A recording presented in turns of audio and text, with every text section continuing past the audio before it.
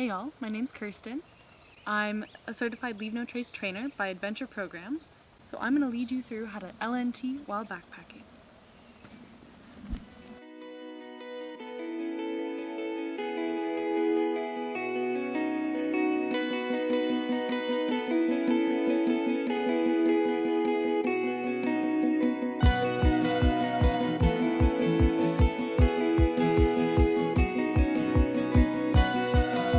There are 7 official principles and 1 not so official principle that is becoming important in modern times. Please keep in mind that this is a very cursory lesson on Leave No Trace, and there's a lot more to be said than what I will say here. The first principle is plan ahead and prepare. The importance of this principle is to make sure that we can safely, adequately, and enjoyably interact with nature without harming ourselves or the world around us. Before your trip, plan the following. First, how experienced are you all?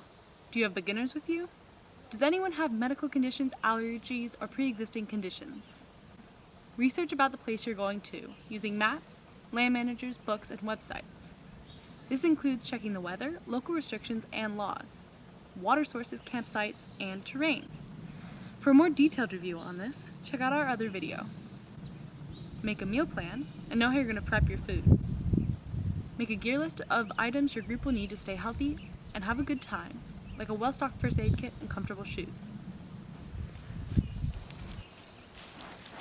The second principle is travel and camp on durable surfaces.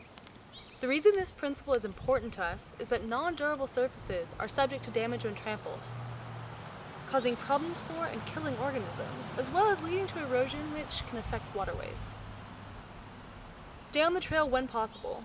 Trails are constructed to reduce environmental impacts in well-traveled areas. If you do have to go off trail, keep in mind these concepts. Spread out and avoid creating paths. Do not take shortcuts, especially on switchbacks. Stability. Check the durability and stability of the surfaces and the vegetation of an area before hiking on it.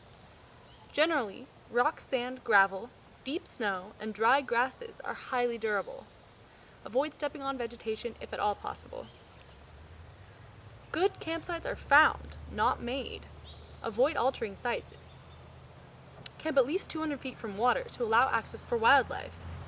Camp away from trails to be polite to others on a site that has already been highly impacted by other campers.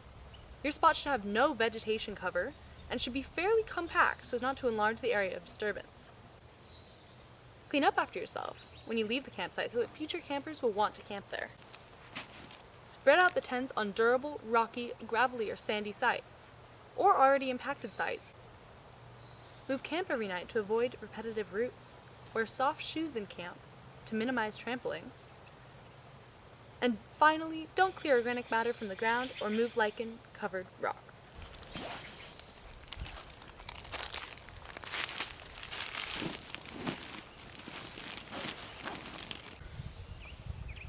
The third principle is called Dispose of Waste properly. We need to properly dispose of feces for several reasons. To prevent contaminating water supplies and spreading dangerous bacteria like Giardia and Cryptosporidium. Human and pet feces is also full of chemicals, microplastics, and other products that are probably not meant to be entering natural ecosystems. There are different ways to dispose of feces. If there's an existing toilet available, it is always preferred to use it. Now, if there's not a toilet anywhere nearby, according to LNT rules, hygiene, health, safety, common sense, and common courtesy rules, for any ins and outs you should be at least 200 feet, about 70 adult paces, from trails, campsites, and waterways. If you don't have a toilet, there are several ways to dispose of human waste. You can dig a cat hole or a latrine that is about 6 to 8 inches deep and wide in the organic layer of soil. In places like narrow canyons, narrow river corridors, coastal areas, frozen areas, and high altitude areas, you can also pack it out in a wag bag. Generally, people should avoid peeing on plants because it can kill them and attract animals who will defoliate them. Things that should be carried out regardless of whether you have to bag your poop are tampons and pads, which take about 450 years to decompose, wet wipes, and toilet paper, unless you have dug a really, really nice cat hole. Do not burn these items. Moving on to other kinds of waste. Try to make meals that have very little garbage. Then you have to carry less trash out with you, and you are less likely to leave something behind that can be ugly litter. Smelly food waste can attract animals and be very unhealthy and potentially deadly for them. Collect all of your trash in bags that you can seal to minimize smell. Collect others' trash if you come across it.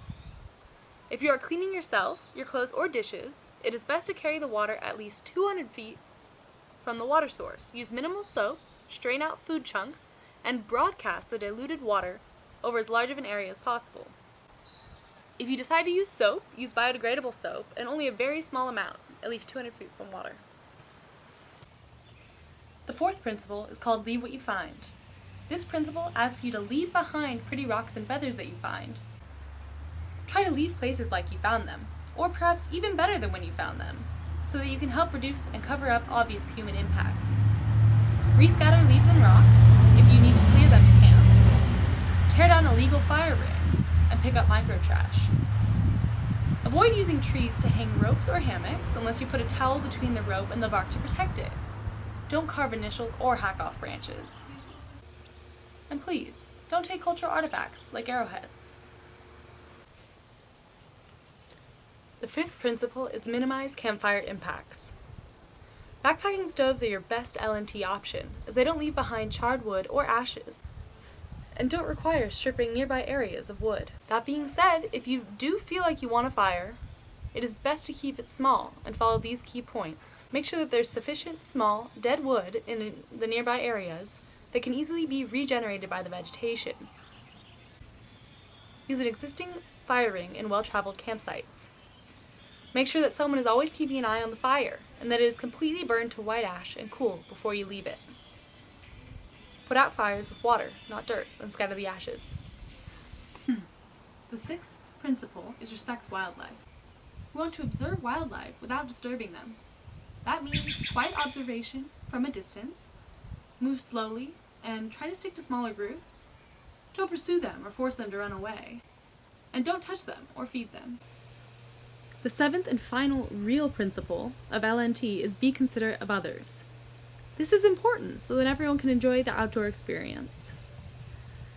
Most people go outside to listen to nature and be in solitude. Try not to be obtrusive by bringing a lot of noisy people out there or blasting music. Please consider how your actions can affect others and respect them. People going uphill on a trail, backpackers and equestrians have the right of way. If you do have to camp near others, try to put a natural barrier in between you. Bright-colored clothing and tents can be obnoxious. Keep pets on leash and make sure they don't bark and chase wildlife.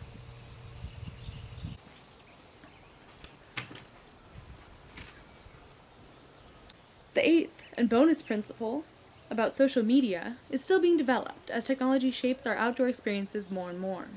If you do like listening to music while outside, please consider using earbuds. When you post pictures or videos of you outdoors, make sure that the images you are sharing show you practicing L&T. Don't crush a bunch of wildflowers just to get that perfect picture. Thanks so much for listening in. I hope that you learned something new. If you're interested in learning more about Leave No Trace, look out for more in-depth videos from our master educator, Allison Randall. And if you're hoping to learn more about backpacking, tune in to the rest of this series.